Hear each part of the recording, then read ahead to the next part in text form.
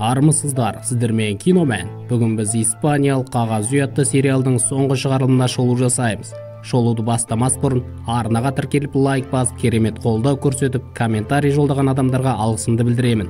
Енді осы видео астына сары майдай сақтаған лайктарыңызды аямай басып, арнаның рекордын жаңартайық. Ендеше біз бастаймыз. 6-шы бөлім. Токионың өлімінен кейін топтағылар қатты қайғыруда.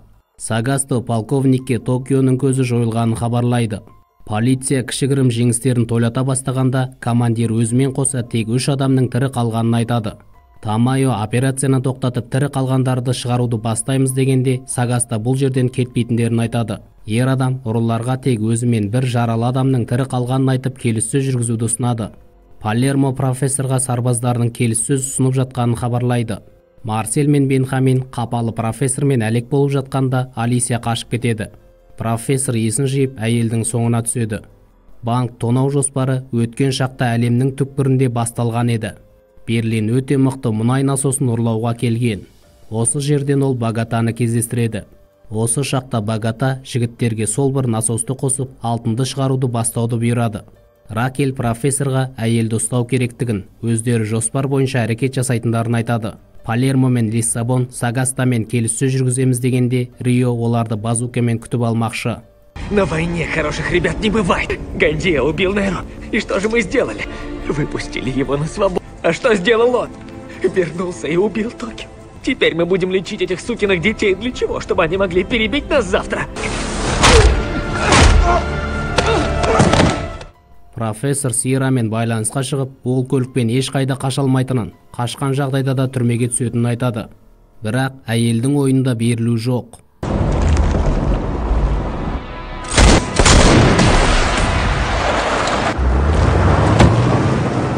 Есін жинаған Моника Хельсинкиге келіп жағдайын сұрап, Токионың мерт болғанын естіртеді. Полиция неліктен бір мезетте жан-жақтан шабуыл жасамағандарын түсінбейді. Тамайо 5 қаза тапқан сарбаздардың балаларын пайдалану арқылы халықтың алдында ұрылардың атына кір келтірмекші. Ұрылар қорғаныс есігін кескеннен кейін келіссөз жүргізуге ішкен еді. Сагасто күмәнданып тұрған ұрыларға 6 сарбаздың алқасын көрсетеді. Олар Палермо екеуі келіссөз жүргізуде. Топ екеуін тұтқын ретінде ұстап, керекті дәрігерді ішке кіргізбекші. Рио мен Лиссабон қырғын болған жерді тексереді. Жігіт бір сәтке қыздың рухын сезінеді. Профессор Сиераның соңынан жүріп, әйелдің баласын көлікте қалдырып кеткенін көріп, өзін шалғайдағы қораның ішінен табады. Алисия кейіпкердің Рионы сылтауратып, өзінің ойын жүзеге асырғанын түсінген. Профессор оның сөзін растайды. Ер адам бұндай тонауды өмір бойы армандап келген. Кейіпкер қаруын кезеніп, әйелге тапаншаңды түсірмесең атамын деп ескертеді. Ер адам райынан қайтпайтынын айтып шүрікпені басады. Бірақ Алисия қашар алдында тапаншадан оқты шығарып кеткен. Денвер мен Манила бір-біріне не сезінетіндерін айтып, бір сәтке сезімдеріне ерік береді. Сиера кейіпкерді байлап сол жердегі көліктің артына салады. Сол уақытта полиция банкке дәрігерлерді жібереді. Олар Сагастаның адамын емдегеннен кейін Хельсинкиге көмектеспекші. Ал Ракель болса тікелей эфирге шығуда. Ол халыққа банктегі ұрыстан кейін 6 сарбаз бен Токионың мерт болғанын хабарлайды. Лиссабон халыққа Токио жайлы жылы сөзін айтып, жолдастарын құтқару жоспарын соғысқа айналдырғандары үшін халықтан кешірім сұрайды. Бұл мәлімдемеден кейін халық ұрыларды қолдап кетпейтіндерін ұрандатуда.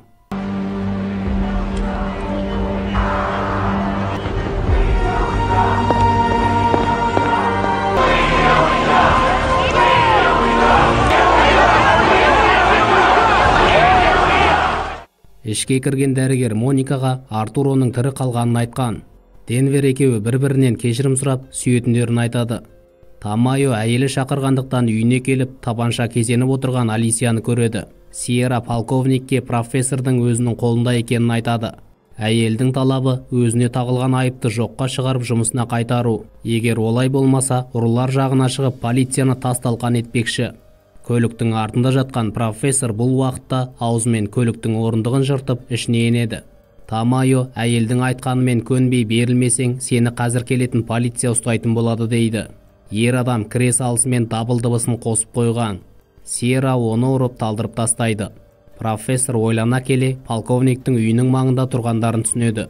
Ер адам көліктен шығып Тамайоның пәтері орналасқан үйге кіреді. Ол іштен Алисияны кездестіріп, маған сенгеннен басқа амалың жоқ дейді. Екеуі көрші әйелдің үйіне полициядан жасырынады.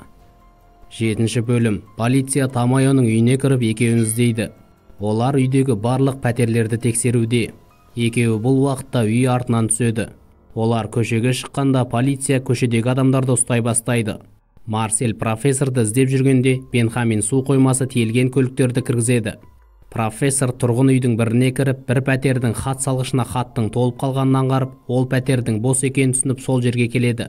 Олар орналасқан аймаққа полиция қаптап барлық үйді тексеруде. Өткен шақта Берлин алтынды шығару жоспарын дайындаған болатын. Бірақ профессор 100 жыл бұрын салынған құбырлар алтынның салмағын көтереді дегенге күмәндана қараған. Осы шақта Лиссабон топқа профессордың жоғалып кеткенін айтады. Ұрылар алтынды шығару керектігіне күмәндана бастағанда, Палермо мен Лиссабон барлығы жоспар бойынша жүретінін қадап айтады. Ұрылар қоймадағы суды насос көмегімен шығарып, алтынмен араластырып, қайта қойма ішіндегі су құбырына жалғап шығармақшы. Бірақ керекті қысым болмағандықтан, алтын құбырдың ішінде уақытша болмақ. Профессор полициядан жасырыну үшін диван темірін шығарып, астына жасырынады.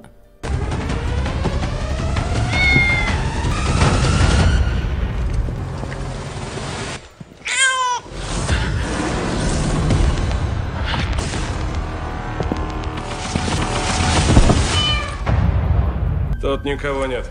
Пошли. Бұл уақытта ұрылар банкте 90 тонна алтынды шығару жұмысын бастайды. Олар екінші кезеңге өту үшін Норвегиядан алынған насосты қосып, құбырға қысым береді.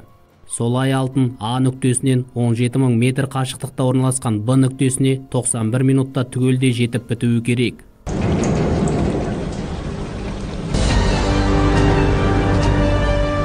Пока что ничего. Расслабься, Бенхамин, еще несколько секунд. 2. 1. Сейчас! Бірақ алтын жоспарлағандай дәл уақытында шықпайды. Палермо насосқа жүрек жарды сөзін айтқаннан кейін: Можешь, я знаю! Давай!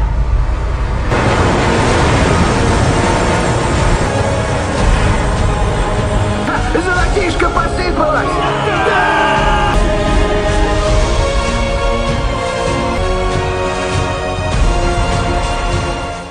Палермо Бенхаминге алтындарды қайта балқытып кесек жасауды бастауды бұйырады. Жасырынып отырған профессор мен Алисия тамақтанып сырларымен бөлісуде. Кейіпкер енді тонаудың кесірінен ешкімнің зардап шегуіне жол бермейтінін айтады. Хельсинкиді дәрігерлер емдеп жатқанда қыздар қарап отырады. Олар өзара сырласып отырғанда Манила Денверді сүйіп алғанын Моникаға айтып, бұның ештеңке білдірмейтінін алға тартады. Моника өзін жайсыз сезініп тыныштандыратын дәрі алып кетіп қалады. Ал Сагастаның жасырып жіберген адамы ауа шахтасы арқылы келеді. Бұл уақытта алтынды шығарып қайта балқыту жұмысы қызу жүріп жатады. Профессор пәтерден телефон тауып Бенхаминмен байланысқа шығады. Кейіпкер ер адамға тапсырма береді. Олар Марсель екеуі қоқсық тасымалдағыш көлікті тартып алып профессор жасырынған аймаққа бет алады. Ал профессор мен Алисия қоқсық салғыштың астын тесіп сыртқа шығады. Солай екеуі бұл аймақтан шығып, тонаудың миы қайта ойынға қосылады. Профессор орнына келіп, арманының орындалуына сәл қалғанын көреді.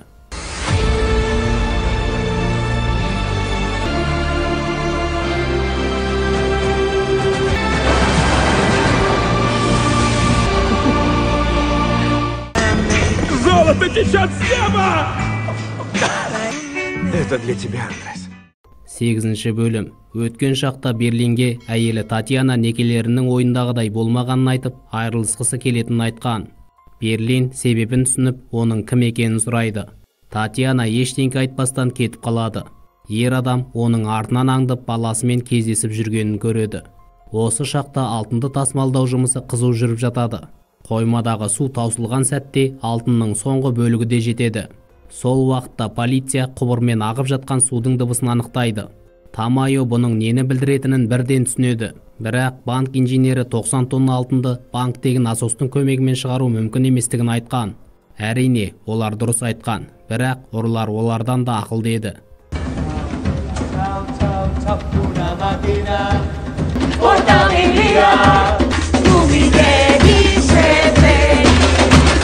Ovejas, ovejas, ovejas, ovejas,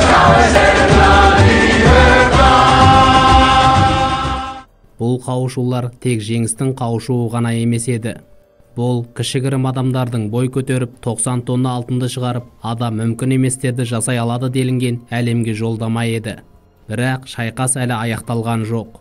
Ұрылар алдында әлі ең ауыр сынақ күтіп тұр. Денвер қапалы Моникаға келіп Маниланы сүйіп алғанын мойындайды. Бірақ жігіттің қызға деген сезімі басқаша. Тамайо ұрылардың алтынды су құбыры арқылы шығарып жатқанын түсініп, қарсы шабуылға шығатын уақыт келді дейді. Олар су каналдарының ағысы қайда жолданғанын анықтап, барлық жерді тексермекші. Сол уақытта жаралы Артечи асхана лифтісімен жоғары көтеріліп келеді. Лифтіден дыбыс естіген Моника Токионың даусын естіп, елесін көріп, қатты қорқып оқ жаудырады. Қыз өзінің жындана бастағанын түсініп сыртқа шыққысы келеді.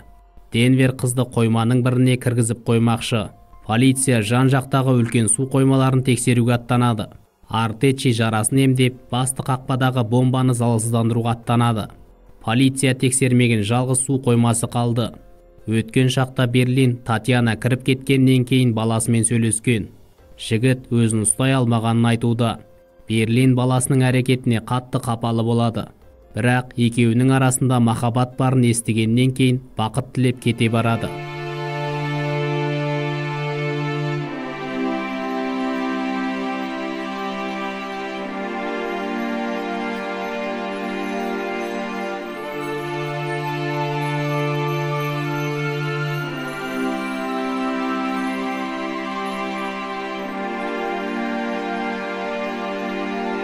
Бұл кез Берлиннің түрмеге ең алғаш әрі ең соңғы рет түскен еді. Ал оның себебі махаббат. Полиция соңғы су қоймасына қарай асыға бет алуда. Қоймада дабыл дыбысы қосылып, полицияның жақын қалғанын ұрылар көреді. Олар қолдарына қару алуда. Профессор барлығына қаруларын тастауды бұйырады. Енді олар ештеңке істей алмайды. Бірақ Марсельдің берілгісі келмейді. Профессор оған босқа қан төгуге жол бермейтінін айтып, жеңілгендерін жеткізеді. Полиция оларды тұтқынға түсіреді. Өткен шақта Берлин түрмеден шыққаннан кейін профессормен тілдесуде. Серхио бауырынан соншама ұрлық жасап келгеннен кейін неліктен ақмақтықтың кесірінен түрмеге түскенін сұрайды. Андреас әйелінің опасыздығын түсінгенімен баласын жоғалтқанын көтере алмаған. Берлин ер адамның бет пердесін шешетін жеңіліс екенін айтуда. Осы шақта профессор мен жақтастарын көлікке кіргізіп кісендеп қойған. Оларды ендігі полиция бөлімшесіне жеткізу керек еді. Профессор шикілікті сезеді. Нағыз полиция оларды таппаған. Ол жағдайды Берлин мен Палермо ойластырған еді. Жоспар бойынша ұрыларды табу мүмкін болмаған. Профессор есікті бұзып сыртқа шығады. Сыртта жылаған сәбиден басқа ешкім жоқ. Алтынды әрине Татьяна мен Рафаэль ұрлап кетеді. 9 бөлім. Профессор өздерінің сан соғып қалғандарын түсініп, жеңілгендерін мойындамай шайқасуға шешім қабылдайды. Алтын тиелген жүк көліктеріне белгі бергіш орнатылған. Кейіпкер болған жағдайда Лиссабон мен Палермоға хабарлайды. Олар топтың арасында сатқын бар деп ойлайды. Банктен алтынның көмегінсіз шығу мүмкін емес. Профессор бастаған топ жүк көліктерін тауып сол маңды барлайды. Бірақ көліктер түгелдей босап қалған. Палермо жоспарды тек бір адам білетінін айтады. Бірақ профессор бауырының жоспардың барлығын айтып бергеніне сенбегенде, Ракель төсектің кез келген сырды ашатынын айтады. Позволь поинтересоваться, о ком, мать твою, речь? О бывшей супруге брата. И кто она такая? Она пианист. И воровка! Она все знала. Она все знала! Татьяна бастаған топ барлығын алдын ала жоспарлаған. Профессор көлік іздеріне қарап, алтынды камаздарға тиеп, үстіне топырақ төккенін түсінеді. Ер адам топтағы барлық адамдарға алтынның ұрланғанын, оның соңына түскенін айтады. Бастысы бұл жайлы тұтқындар да полицияда білмеу керек. Профессор Марсельге қоймаға қайтып барлығын реттеп, таяқ ұстаған бала атты жоспарды іске қосуды бұйырады. Кейіпкер топқа ешкімнің түрмеге түспейтінін айтып, алтынды қайтаратын жеткізеді. Бірақ бұл жолы профессордың сөзіне іштей ешкім сенбеген еді. Банктегі Сагастаның жоспары Артечаның көмегімен барлық жердегі бомбаларды өшіріп, дәрігердің кейпінде келген әскерилердің көмегімен іштен шабуыл жасау. Бұл уақытта Денвер мен Моника қойманың бірінде татуласуда. Оларға Лиссабон келіп соңғы жаңалықты естіртеді. Марсель бастаған топ қоймаға келіп барлық дәлелдердің көзін құртады. Рио пәкістандық хакерлермен бірге жүк көліктерін қала камераларынан іздейді. Профессор Берлиннің баласы дәл өздері секілді ойын ұйымдастырғандарын түсінеді. Олар камераның бірінде алдын ала жазылған таспаның орнатылғанын аңғарып, сол бағытта екенін түсінеді. Олар алтынды қаладан шығаруды ойламай, қала ішінде жерге көміп тастамақшы. Бұл уақытта Татьяна мен Рафаэль алтындарды көміп, үстіне үй тұрғызып тастайды. Тамайо сарбаздарына басып кіру операциясын білдіртпей жасауды бұйырып, Артечаның белгісін күтуді тапсырады. Артеча Сагаста орналасқан жерге келіп, ер адамға белгі береді. Полиция бір сәтте жан-жақтан шабуыл жасамақшы. Олар Сагастаның белгісінен кейін жоспарларын іске асыруды бастайды. Жаралы сарбаз хал үстінде жатқандай қойылым қойғандықтан Палермоға дәрігерлердің қолын босатуға тура келеді. Сол сәтте оның артынан Артеча шабуыл жасайды. Хельсинкиге берілуге тура келеді. Даю зеленый свет к началу штурма. Внимание всем отрядам! Начать штурм!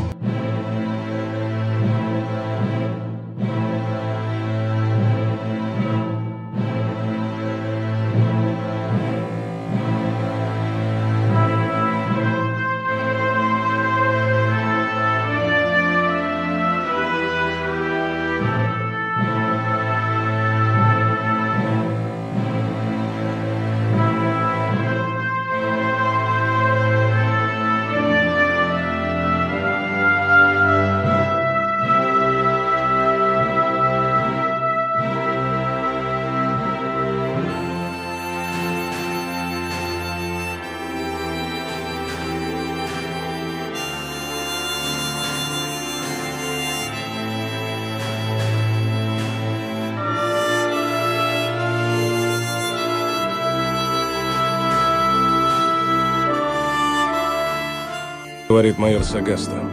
Все преступники обезврежены. Заложники в безопасности. Конец связи. Ақыры Тамайо дегеніне жетеді. Полиция жеңістерін тойлатуда. Тамайо Ракелдің рациясымен профессормен байланысқа шығып, жоспарларының көкке ұшқанын айтады. Кейіпкер жеңілгендерін мойындап, өз еркімен берілуге дайын екенін жеткізеді. Ол полковниктен банкке кіргізіп, жолдастарымен бірге кісен тағып шығаруын сұрайды.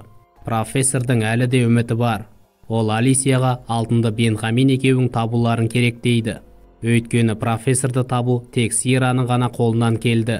Профессор оған қоса тағы бір дүние істе деп қолына қағаз ұстатып құлағына сыбырлайды. Кейіпкер адамдарын маңызды іске жөнелтіп, өзі банкке бет алады. Бұл уақытта Тамайо банк басқарушысымен қоймаға түсіп, ұрылардың жасағанын көріп, алтынның жоқ болғанын анықтайды. Тамайо бұл жағдайды ешкімге білдірмеу үшін ұрылармен әлі де шайқасып жатқандай кейіп танытуды бұйырады. Өткен шақта Токио профессорды жақсы көретінін айтып, өзінің батыры екенін жеткізген болатын. Өйткені кейіпкер үнемі аяғына дейін барады.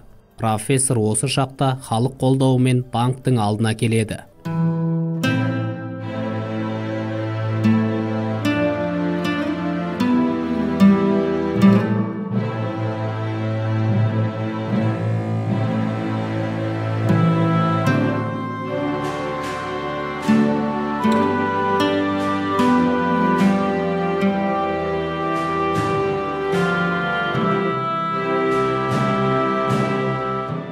Оныншы бөлім. Кейіпкер банк ішіне кіріп Тамайомен бетпе-бет келеді. Ол алтынның қайда екенін білмейтінін айтады. Полковник ер адамды топтың әр мүшесінің көзіне қаратып, сенің кесіріңнен түрмеде шірейді дейді. Тамайо алтынның қайда екенін айтқан адамға жаңа өмір сыйламақшы. Профессор ойынның енді басталғанын айтады. Бірақ оның ойынын жүргізетін адам енді неден бастарын білмейді. Өткен шақта ақша ауласы ғимаратын тонағаннан кейін профессор бауырының өліміне өзін кінәлі сезініп жүреді. Біраз ұйқысыз түндерден кейін ол өзіне жұбаныш тапқан. Ол Испания ұлттық банкін тонау. Берлин мен Палермо алтынды қалай алып шығу керектігін білген. Бірақ ең қиын дүние басқада болған. Ол топтың банктен аман есен шығуы. Олар алтынды қалай алып шыққандарын Пәкістан арқылы эфирге шығарады. Бұл жаңалық әлемді дүрліктіруде. Егер Испания қорсыз қалса, мемлекет дағдарысқа тап болады. Бірақ Тамайо бұл тығырықтан шығатын жол барын айтуда. Демек, екінші қадам жасау керек. Профессор алтынды қайтаратындарын айтады. Денвер бұның жүзеге асатынына сенбейтінін жеткізген. Тамайо ұрылардың әрқайсысын сыртқа шығарып тергемін дегенде, профессор банктен шыққан әр адам 10 тонна алтынның құнымен бірдей болады дейді. Сол сәтте Денвер өзінің қарсылығын айтып шу шығарады. Тамайо тергеуді Денверден бастамақшы. Жігіт Моникаға екеуін бұл жерден алып шығатынын айтады. Ұрылардың тағдыры қыл үстінде тұрғанда Анхель алтынның қайда бағытталғанын түсіне бастайды. Бірақ бұл жағдай таяқ ұстаған бала атты жоспардың бөлшегі еді. Сол уақытта Алисия 90 тонна алтынды қайда жасыруға болатынын ойлайды. Яғни ешкім тексермейтін жерге. Ол қандай жер? Әрине жеке меншік аймақ. Алисия соңғы уақытта сатылып алынған аймақтарды тексермекші. Тамайо Денверге 3 миллион евромен жаңа есім жазылған заңды төлқұжат ұсынады. Оған қоса Мониканы да жібермекші. Денвер алтынның қайда екенін шынымен білмейтінін айтады. Полковник Ракельдің нені айтпауын сұрағанын жазып бер дейді. Палка, огуречек, вышел голый человечек. Забей это в GPS-навигатор, и он приведет тебя прямиком к залу. 3 миллиона наличными, пожалуйста, а то терпеть не могу банкомат. Әрине Денвер бұндайға уақыт ұту үшін барған. Оны топтан бөлек банктен сыртқа шығарады. Ал профессор мен Лиссабонды жеке кісендеп тастаған.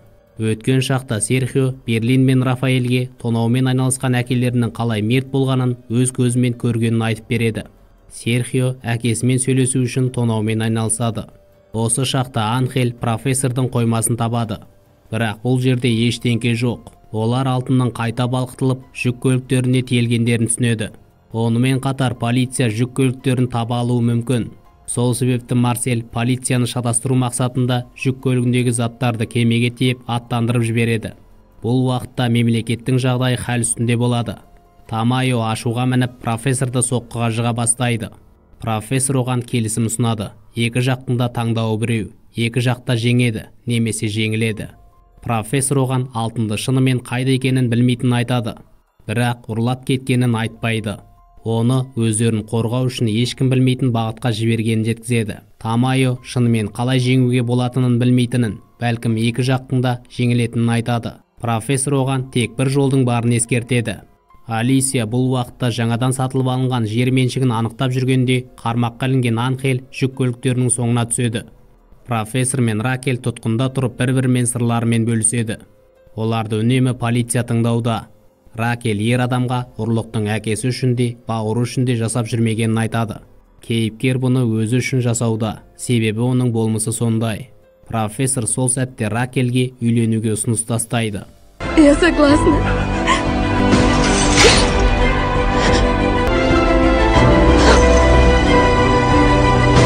Мы им покажем. Несмотря на сложности, они так любят друг друга. Алисия алтынды табуға уақытын сарп етіп жатқанда, полиция жіптің бір ұшын тапқан тәрізді болады. Анхель таспаларды қарап жүк көліктерінен заттардың кемеге тиелгенін анықтаған. Полиция күмәнданбастан олардың алтындарды тиегеніне сенімді болады.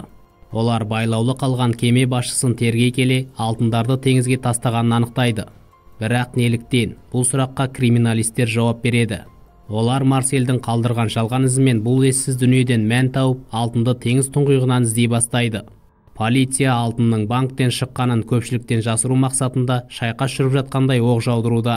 Тұтқында отырған ұрылар ештеңке білмегендіктен қобалжуда. Жоспармен тек Палермо ғана таныс.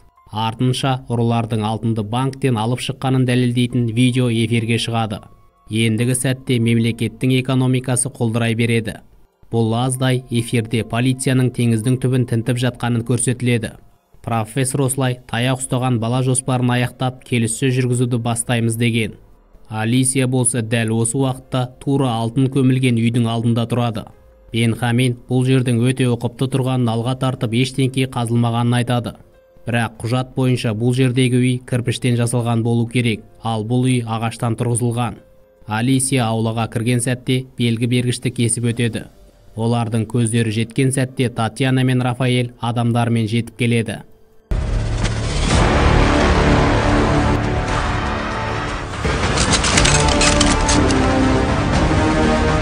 Что будем делать? И откроем огонь? Амалы қалмаған Тамайо профессормен келіссөз жүргізеді. Профессор ер адамға пресса алдына шығып, алтынды тапқандарын жариялау керек дейді. Бірақ Тамайо кейіпкерді адамдармен қорқыта бастайды. Профессор бірге жеңеміз, болмаса бірге жеңілеміз деген сөзінен қайтпайды. Алисия профессордың жолдаған хатын Рафаэлге ұстатады. Тамайо артынша тілшілер алдына шығып, полицияның алтынды жасырмақ болған жүк көліктерін тапқанын айтады. Ол профессордың сөзін қайталауда. Полковник экранға шыққан сәтте алтын тиелген көліктер банк алдына келеді. Бұл жағдайдан кейін экономика жайлап қалпына келеді. Бірақ бұл алтындар жоспардың бір бөлшегі еді. Тонау алдында Палермо профессордың алтындарды қайтаратынына сенбеген. Профессор жоспардың соңғы бөлімін ешкім білмеу керек деп шешкен болатын. Бірақ кейіпкер Мартинге шет жағасын жеткізеді. Что такое золото для страны? Ее богатство. Нет. Оно лишь иллюзия. Оно иллюзия. Испания ни за что не платит золотом, ни за что и никогда. Психологическая поддержка. Как прошло в Дании? Весьма элегантный обмен.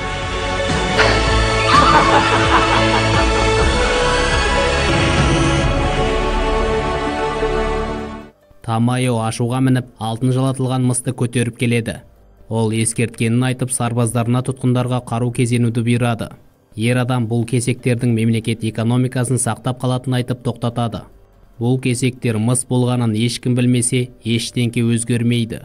Тамайо оның сөзіне құлақ түрместен, алтынның қайда екенін айтпасаң адамдарың өледі дейді. Профессор ештеңкеге қарамастан алтынды қайта тапсыруды ойламайды. Полковник, настало время признаться себе. Это шах и мат.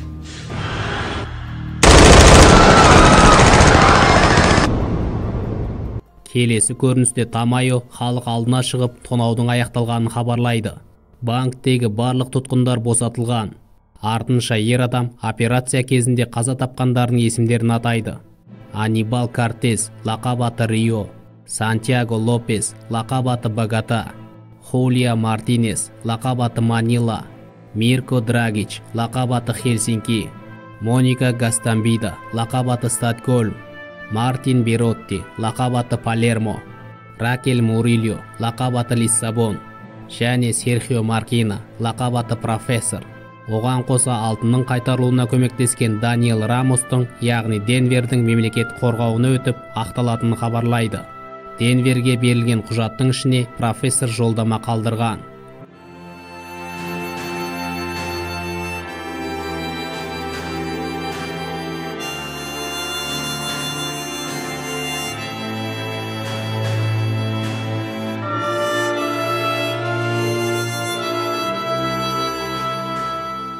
Профессор ешкім өлі адамның соңына түспейді деп полковникті өз жоспарымен келісуге көндірген болатын. Солай Испания ұлттық банкінде мыс қоры сенімді қоймада жасырылады. Ал нағыз алтынға не болды? Профессор Рафаэлге үлесін беруге уәде берген. Өйткені бұл отбасылық тірлік еді.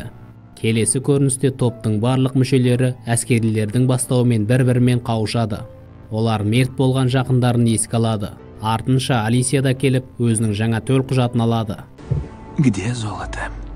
Оно уже в Португалии. В домике с сокровищами.